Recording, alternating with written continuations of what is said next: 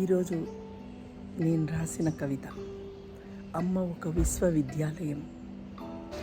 నేను ఒక చిన్న కణమై నాన్న నుండి అమ్మ లోపలికి వెళ్ళాను. వెళ్ళిన దారంబడే బయటికి వచ్చాను.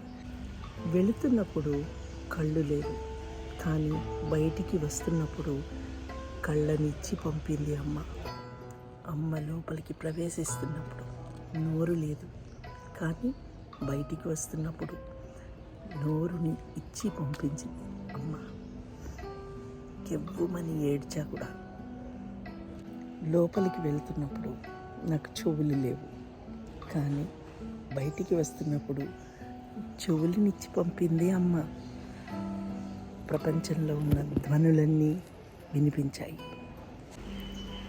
లోపలికి వెళ్తున్నప్పుడు చిన్న ప్రాణంగా వెళ్ళా, కానీ బయటికి పంపిస్తున్నప్పుడు ఆ చిన్న ప్రాణాన్ని నిలుపుకోవడానికి ఎన్నో అవయవాలనిచ్చి పంపింది అమ్మ.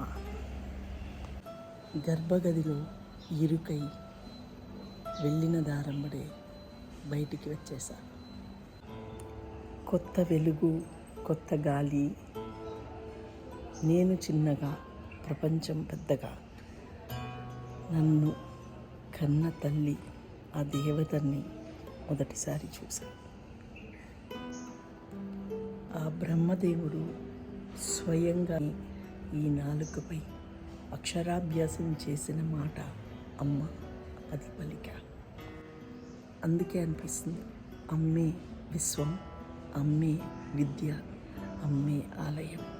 అందుకే అమ్మ ఒక విశ్వవిద్యాలయం అంటున్నా.